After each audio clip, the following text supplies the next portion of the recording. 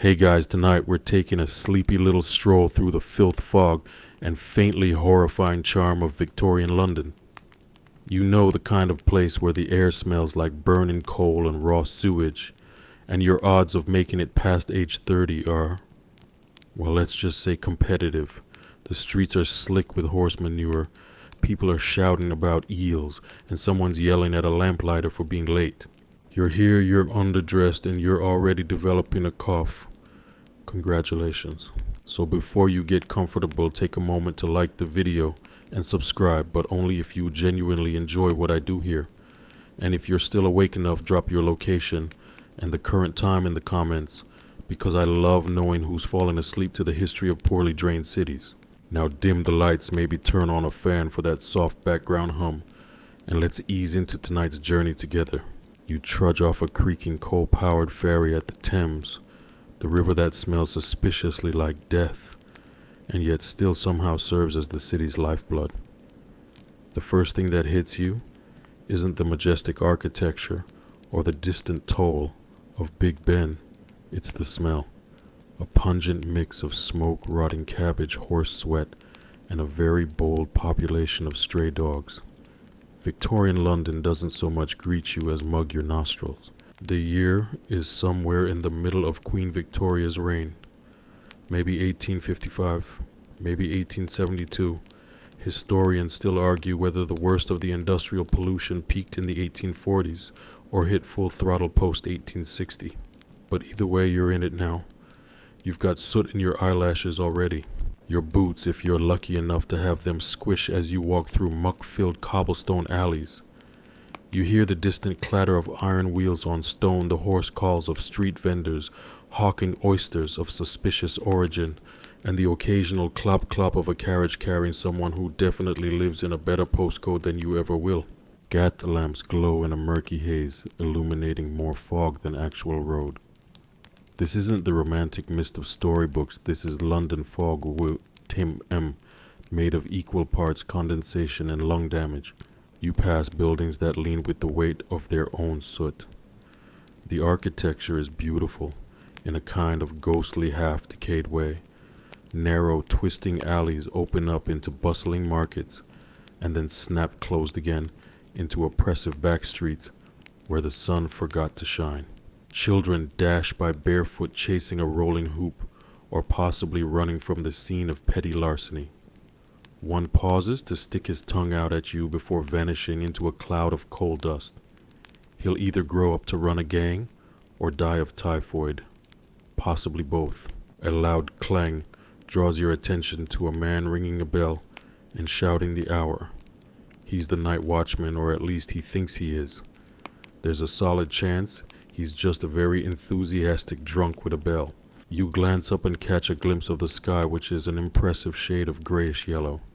It's noon, but the light struggles to pierce the miasma. Welcome to perpetual twilight. And you thought seasonal depression was a modern invention.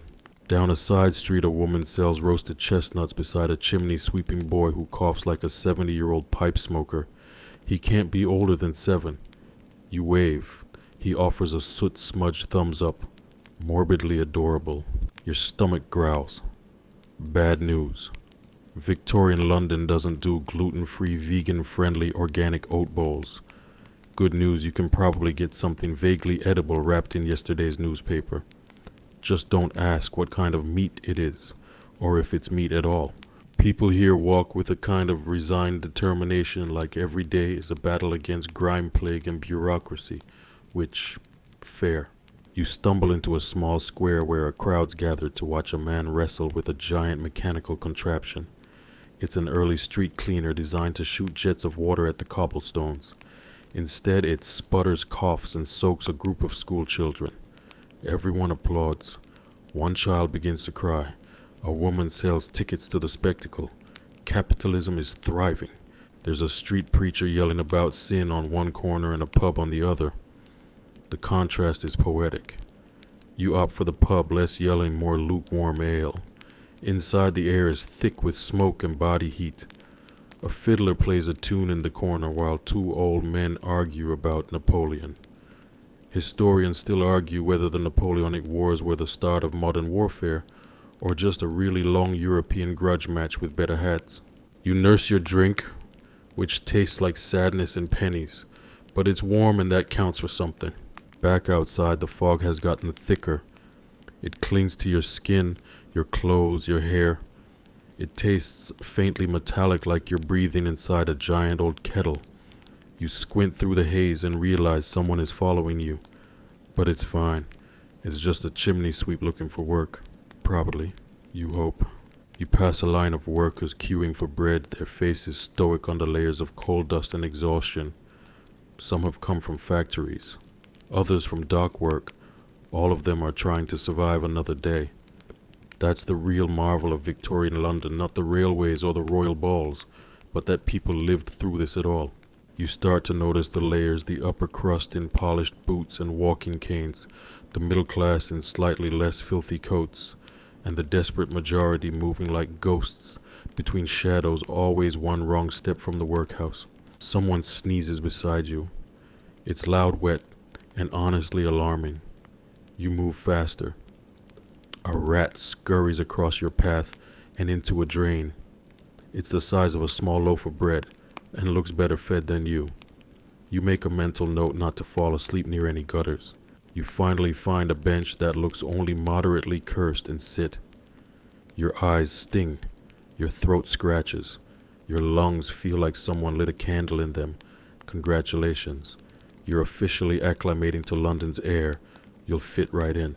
And as the church bells ring faintly in the distance, muffled by the fog and the low hum of 19th century chaos, you realize something strange. In its own grimy, gaslit way, this city has a kind of beauty. A resilient, soot-covered soul. It survived, and maybe, just maybe, so will you. So you've made it past your first fog-choked impression of London. Congratulations. Now let's talk about where you'll actually live. I hope you weren't picturing a cozy flat with a fireplace and floral wallpaper, because you're far more likely to end up in a leaky tenement wedged between a tannery and a fish market that never quite stops smelling. You wind your way through narrow alleys where buildings lean together like gossiping old women. These are rookeries, slum housing so packed, so chaotic, and so damp that even the rats are rumored to rent bunk beds. You're not choosing a home so much as hoping the one you land in doesn't collapse during a heavy rain. You enter one such building through a warped wooden door that barely stays on its hinges. Inside it's dim, always dim. The light filters in reluctantly through greasy windows and lands on stained wallpaper that's peeling like the city itself. The walls are so thin you can hear your neighbor wheeze in his sleep, or possibly die. Hard to tell. You'll be sharing a single room, not an apartment, just one room with your entire family. Maybe your uncle too, who recently got laid off from the button factory. There's no indoor plumbing, no running water, and the only heating system is how many bodies you cram into bed with you. The place is alive with the soft scurrying of mysterious things in the walls, probably rats, maybe ghosts. The floor slopes. Everything smells vaguely of wet shoes and forgotten stew. You have one window and it doesn't open, which is unfortunate because you're fairly certain the ceiling is developing a mood-altering mold colony. Victorian real estate tip: if it smells like soup but no one's cooking, evacuate. Outside your door, a narrow hallway connects to several identical rooms. You pass a neighbor boiling potatoes on a stove that looks ready to explode. A toddler screams from somewhere. It's unclear whether it's from pain or boredom, possibly both. You offer the mother a sympathetic nod. She returns it with a dead-eyed stare that says she hasn't slept since 1861. Let's talk toilets. Well, toilets. There's a shared privy in the courtyard, which is a polite word for a brick box with a seat and a whole lot of regret. You have to take a candle out with you at night and pray you don't step in anything sentient. During especially cold winters, some people just opt for a bucket. You never quite get used to the smell. One particularly charming feature of your building is its structural instability. It leans ever so slightly, the result of hasty slapdash construction during the housing boom. Historians still argue whether the tenement crisis was the result of government neglect, unchecked capitalism, or simply the collective decision that poor people didn't deserve walls that held still. You open a closet and find someone's cousin sleeping inside. He's just visiting. That's fine. He probably brought his own lice. Which brings us to your new roommates, fleas, bed bugs, and lice. They thrive here. It's like a 5-star resort for vermin. You learn to stop scratching eventually, but only after you hit a point of acceptance most monks would envy. The noise level in your building never dips below mildly distressing. There's always someone coughing, always a baby crying, and always one guy playing the fiddle at 2 a.m. for reasons unknown. You once knock on his door to ask if he could, maybe not, and he just hands you a hard biscuit and closes the door again. You eat it anyway. The roof leaks. The wallpaper is held on with hope. The staircase groans like it's trying to warn you of something. And your neighbors, a mix of desperate souls, hard-working ghosts of people who used to dream big, and that one old woman who seems to know everything but speaks only in cryptic metaphors. She's either a prophet or very drunk. One evening you catch sight of a landlord. Rare creatures. He strolls through like he owns the place because, well, he does, wearing a silk cravat and looking mildly disappointed that you're all still breathing. You try to ask about the hole in your ceiling. He laughs and disappears into the fog. You never see him again. There's one working fireplace in the whole building. People rotate shifts around it like it's sacred. Someone always burns something odd in it. Shoe leather, moldy bread, what might have been a taxidermy cat, and you breathe it all in like it's aromatherapy. Honestly, it kind of is. One of your neighbors is an aspiring poet. He recites tragic verses from the stairwell. They're bad, but you listen anyway because it's either that or eavesdrop on the couple downstairs having their nightly existential breakdowns. The building has no insulation, so you can hear everything. Every argument, every sob, every whispered dream of moving to America, or just out of this building. And yet in some strange way there's a rhythm to it all. A grimy, tragic kind of music made of creaking floorboards, dripping ceilings, and the quiet defiance of people still trying to exist. You discover that if you angle your mattress just right, it doesn't sink in the middle. That if you wrap a coat around the drafty window, the wind doesn't whistle as loud. That if you hang bread from the ceiling, the rats might not get it. That if you hum softly at night, the bed bugs seem less aggressive, maybe. Historians still argue whether the conditions in tenements directly contributed to the radicalization of the working class, or if people were just naturally inclined to riot when soaked in mold and despair. Either way, you make it through your first week. You develop a kind of respect for the cockroach living under your floorboard. He's a survivor, just like you. And when the sun manages to claw its way through the smoke one morning, casting long golden beams across your soot-dusted floor, you almost think, maybe this isn't so bad. Then the ceiling drips directly into your porridge. Yep, it's definitely bad. You've survived your first few nights in the Victorian London tenement, damp, loud, and filled with more living organisms than the Thames. But eventually you'll have to venture out. Because shockingly, food doesn't just appear in your cupboard like it does in the 21st century. No Uber Eats, no fridges, and no expiration dates, mostly because everything is expired on arrival. So you bundle up. By which I mean, you throw on your one coat wool itchy, and definitely harboring its own fungal ecosystem, and head out into the gray morning. The street greets you with the soft wet slap of a horse dung slicked cobblestone. Yes, that smell. It's everywhere. It is London. You're heading to the market. Or rather, the market is wherever someone's decided to sell vaguely edible goods from a cart blanket or overturned crate. The sounds hit you first, hawkers, shouting over each other, bells ringing, a man with a tambourine selling something he swears is beef, but looks suspiciously like alley cat. A large mustached woman offers you eels, not grilled, not smoked, just eels, still moving. You shake your head and shuffle on. Past the man who sells bootleg gin from an old milk jug.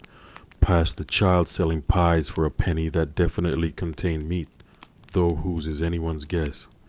You opt for a hot potato wrapped in newspaper, soggy, slightly burnt and scalding. Honestly, it's the best thing you've eaten in days. Markets here aren't organized, they're barely legal, but they're lively, brimming with smells, voices, and the occasional fight over the last vaguely fresh cabbage. You walk past baskets of apples bruised beyond recognition, a pyramid of turnips with mold as decoration, and a butcher who saws meat with a rhythm that feels personal. You sidestep a man trying to sell you a miracle digestive powder. It's mostly chalk. He winks as he scoops a pinch into his tea. You make a mental note to never accept tea from strangers, or friends for that matter. You finally reach a bakery.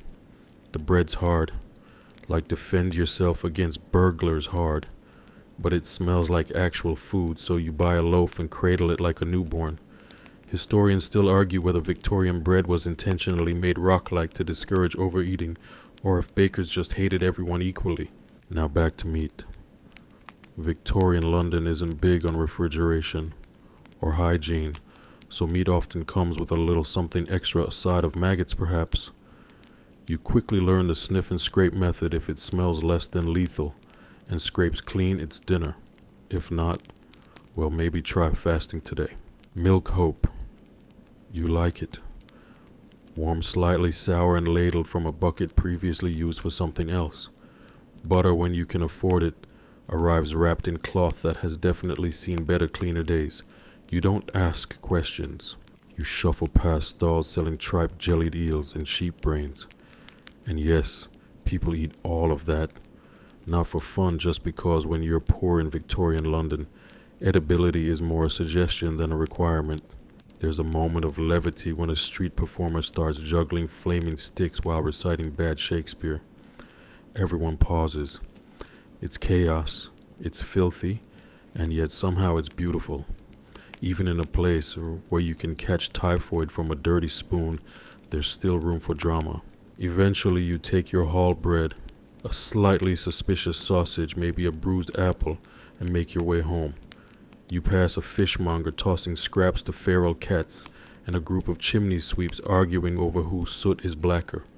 You stop when you hear the music of hurdy-gurdy, playing some haunting melody that seems to echo off the soot-stained bricks. You don't know the tune, but it lingers with you. You almost forget the smell of decay for a moment. Almost. You arrive home and begin preparing your meal, which is a fancy way of saying you build a tiny fire and wave the sausage vaguely over it until the outside is less pink. A neighbor offers you salt for a price. You trade a crust of bread and call it even. As you eat, you realize you haven't had a proper vegetable in 3 days. Unless pickled onions count, do they? They shouldn't. But they do. Your stomach gurgles in protest. It'll adjust. One quirky fact people use to color sweets and drinks with deadly chemicals. That bright green candy arsenic, the red one lead. Victorians loved a bit of color even if it killed them. Fashionable and fatal. You wonder how anyone survived long enough to invent antibiotics. Later that evening, a traveling salesman comes knocking. He's selling tonics that promise to cure everything from indigestion to heartbreak. You buy one out of curiosity. It tastes like menthol and bad decisions. You sleep surprisingly well. Food safety isn't a thing yet. There's no FDA, no health inspector, just your nose and your instincts. And sometimes your instincts are wrong. That's why everyone knows someone who dropped dead after eating suspicious pie. But somehow people endure. They cook in cramped kitchens over questionable flames with ingredients of dubious origin. And still they gather to eat, laugh, and complain about taxes. Historians still argue whether the grim food conditions helped to spark innovations in British cuisine or if the trauma simply embedded a lifelong suspicion of flavor. One afternoon you witness a man in the market argue passionately with a vendor about the freshness of his cheese. The cheese meanwhile quietly oozes across the cart. No one intervenes. Everyone's seen worse. The final straw comes when a vendor offers you mystery stew. You ask what's in it. He just grins and says, "Don't worry, no one you know." You decline. By now you've mastered the delicate balance of getting enough to eat without poisoning yourself. You've become fluent in the language of questionable food. And you know if it smells like fish but it's labeled beef, walk away. Back home you nibble on bread, sip lukewarm water, and feel for a brief moment proud. You've navigated a Victorian marketplace without dying, or eating a pigeon. That's progress. As you fall asleep to the sound of your neighbors arguing about who stole the last carrot, you think maybe tomorrow you'll try the jellied eels. Just once, or not. You wake to the sound of hooves clattering over cobblestone, a dog barking wildly, and someone yelling, "Thief!" A fairly normal Tuesday in Victorian London. You stretch, if you can call it that, beneath your threadbare blanket, and brace for another day of trying not to die. Today's challenge: hygiene, or more accurately, the slow-motion battle against filth that you are absolutely losing. First things first, there's no bathroom. Not in your building, not on your floor, maybe not even on your street. You use a communal privy if you're lucky. If you're not, well, there's always the corner bucket. Yes, that bucket, shared by the family, emptied into the street, probably by a child. It's early. You head out with your chamber pot, trying not to spill. The streets are already dotted with similar buckets being flung from upper windows. They yell, "Gardez l'eau," a leftover French warning that means watch out for the water. But no one watches. Everyone just learns to duck fast. The streets run with filth, quite literally. There's a constant stream of human waste, horse dung, and mysterious black sludge oozing through the gutters. That soft squelch under your boot, don't ask. Just keep walking. Now about getting clean. Bathing is a luxury. You might bathe once a week if you're wealthy, once a month if you're middle class, and, well, basically never if you're poor, which you are. You head to a public bathhouse, a cramped, steaming space filled with other Londoners desperate for a scrub. You pay a few pence for the privilege of soaking in the lukewarm water that has hosted at minimum 5 people before you. You close your eyes and try not to think about it. Soap exists, yes, but its harsh smells like lard and doubles as laundry detergent. You lather up using something that feels more like sandpaper than luxury and scrape away the grime of the week. It's oddly satisfying, like molting. You finish and step out into the bathhouse dressing room, where someone has definitely just stolen your only clean shirt. You put on the old one. It's fine. It smells like London now, which is to say smoke, sweat, and mild despair. Let's talk about teeth. You still have some congratulations. Toothbrushes are starting to catch on, made with boar bristles and handles that look suspiciously like recycled cutlery. Toothpaste is mostly baking soda or powdered brick. There's even a trendy version made with burnt bread crusts.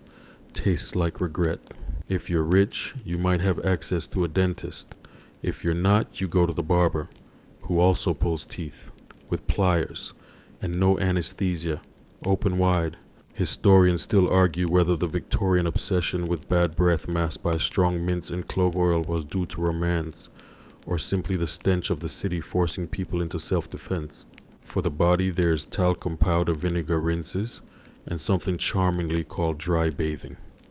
Yes, dry, as in you wipe yourself down with a cloth, whisper a prayer, and call it good. And the hair, the hair. You might wash it once every couple weeks with eggs or beer. That's not a typo. Eggs or beer. Victorians swore by it. To be fair, beer does give a certain sheen to your otherwise matted curls. Just ignore the flies. You use a fine-tooth comb to delouse. Often. Lice are inevitable. Nits, too. They're practically pets. The good news, everyone has them, so no one's judging. You spot a vendor on the street selling lice tonic made from vinegar and pepper. You buy it just in case. It doesn't work. Perfume exists, but mostly for the upper class. Everyone else uses lavender sachets, coal dust, yes coal, or just hopes for a strong breeze to carry the scent elsewhere. You dab some rose water behind your ears and feel vaguely human. Now let's address laundry. Your clothes are filthy. So are everyone else's. You bring your grimy shirt and trousers to a washerwoman. She boils them in a cauldron with lye soap and then beats them on a slab of stone with a paddle that looks more weapon than tool. She hangs them on a line over the alley where they gather a bit of soot for flavor. You pay her with a few coins and half a loaf of bread. She nods solemnly. There's mutual respect in that exchange. Your boots. They never dry. The streets are wet always. You stuff them with newspaper yesterday's headlines about a horse race scandal and a baker's daughter who claims to have seen a ghost in her scullery. The ink rubs off on your socks, which are also damp. A quirky tidbit for you: the Victorians had urine inspectors. Their job was to monitor where chamber pots were being dumped illegally. Imagine that LinkedIn profile enforcer of night soil regulation. Glamorous. You hear a commotion outside. A newfangled sanitation cart rumbles by. It's a wagon drawn by 2 horses led by a man in high boots and a cloth over his nose. He's part of London's effort to modernize waste collection. You clap politely. Progress smells marginally less terrible. Back in your room you take stock. Hair less greasy, body less itchy, clothes slightly crisp, feet still damp. All in all, a good hygiene day.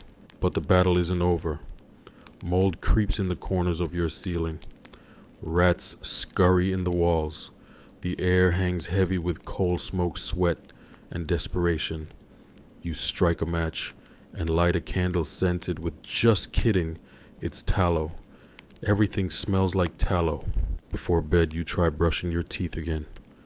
The bristles fall out. You spit into a tin cup and grimace. Your reflection in the cracked mirror looks tired, a little wild-eyed, but cleaner than yesterday. That's something. Historians still argue whether the Victorian embrace of cleanliness was a response to epidemics or just an aesthetic shift toward not smelling like rotting fish. Probably both. As you curl up wrapped in your blanket that now smells faintly of beer shampoo and vinegar tonic, you feel a little bit proud. You've endured the grime, the lice, the water that may or may not have been used by 6 other people. You close your eyes as someone throws another bucket of something out their window. It lands with a splat. You smile. Another day, another stain. You're up early not because you want to be, but because your neighbor is arguing with a stray cat outside your window. Loudly.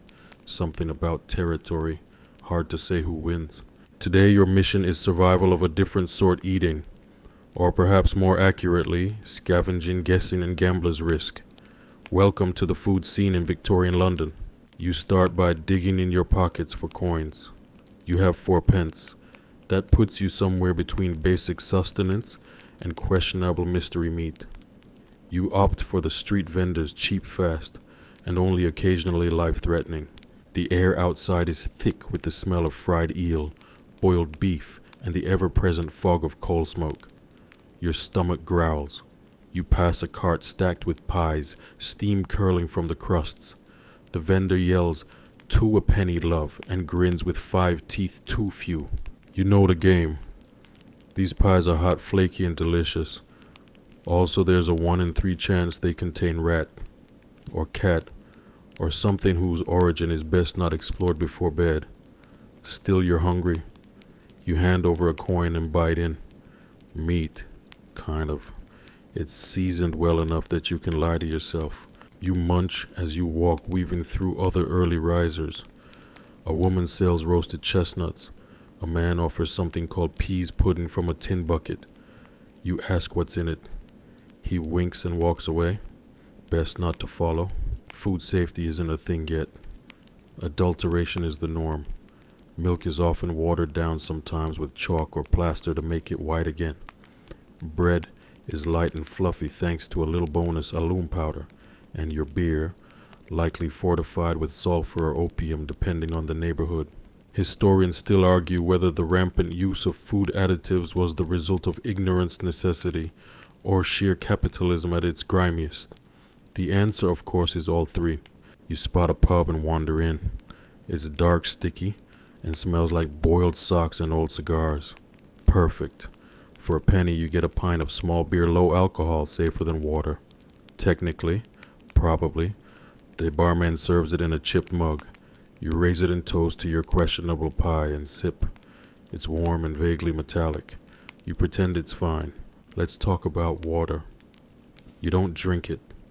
Not if you want to live.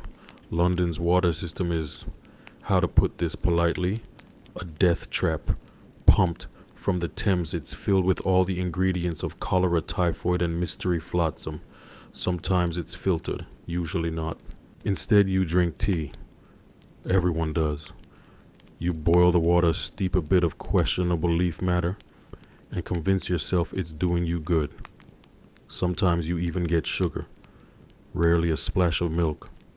If you're rich, there's a full tea service with cakes and finger sandwiches. If you're not, it's one cracked cup and a crumb if you're lucky. Back on the street, you pass a butcher. Flies dance around the hanging carcasses. The meat is gray. Some of it's green. You keep walking. A fish stall offers jelly deals, a London favorite. You try a sample. It wiggles. It tastes gelatinous. You try not to make eye contact with it as you chew. At midday, you find a coffee stall set up near a factory gate. Coffee in this context means something dark and vaguely bitter. It might be burnt bread steeped in hot water. It might be actual coffee. No one knows. You drink it anyway. It's hot, and that's something. Now for dinner, you might try your luck at a soup kitchen if you're feeling virtuous.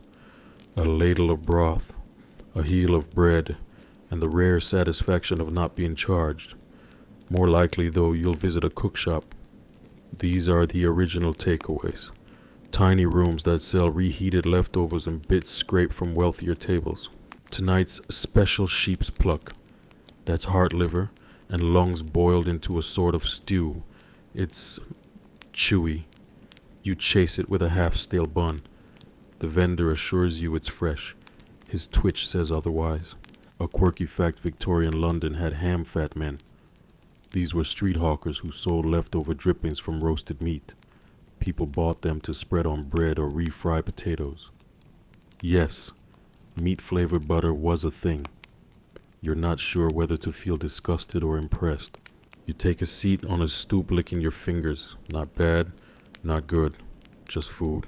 Nearby, a child sells hot potatoes from a tin drum. You buy one. It's black on one side and raw on the other, but it warms your hands. That's worth something. The luxury end of food, of course, is happening far from you. In the West End, the wealthy are dining on oysters still cheap in this era, roast game custards and intricate jellies shaped like swans. You, meanwhile, are debating if your potato is technically edible or more like a charcoal sculpture. Historians still argue whether the working-class food culture of Victorian London was defined more by ingenuity or pure necessity. You would argue it's both. You have never had to be so creative with a beetroot in your life. You walk past a bakery. The smell is heavenly. The bread is behind glass. You stare a little too long, and the baker shoos you off. You get it. Hunger does that. Makes you a little feral. At home, you inventory your food stash. Half a jar of dripping, 2 crusts, a shriveled apple, and a questionable pickle. You arrange them on a plate. It feels ceremonial. You chew slowly, listening to the city settle into night. Somewhere a horse snorts. A man sings a drunken ballad about a lost glove and a cruel mistress. You take another bite of crust and try to decide which was more tragic. You've eaten today. Sort of. You're still standing, still breathing, still digesting whatever was in that pie. You finish your meal with a sliver of rock-hard toffee chipped from a jar. It cracks a molar. You make peace with that. You lie down, stomach vaguely full, lips sticky from sugar and soot. You dream of fresh bread, hot soup, and tea with actual leaves. Maybe even a vegetable.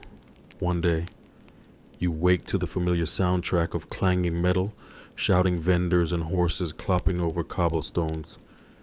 You don't even blink anymore when someone screams thief. It's probably just a kid running off with a turnip, or maybe a hat. Hats go missing a lot here. Today you're off to work, or at least to see if work still wants you. You're part of the industrial engine that keeps Victorian London grinding forward barely. You trudge past brick buildings, coughing soot past children already sweeping shop fronts or carrying coal, and head toward the factory gates. The air smells like smoke oil, and ambition the dangerous kind. You're early, but not the first. Others queue silent and slouched eyes ringed with soot and sleep deprivation. When the gates creak open, it's a slow push inward like cattle entering a slaughterhouse. The supervisor eyes you with that classic Victorian blend of apathy and judgment. You work at a textile mill, or a match factory, or you sweep chimneys if you're unlucky and small. The truth is, your job might change by the week or the day. Employment here is about as stable as a wooden ladder in a windstorm. Today's task thread work. You sit at a spinning machine that groans like it resents you. The room hums with rattling gears and human coughing. Dust clings to your lungs like a second skin. You've been warned not to stop the machine with your hands.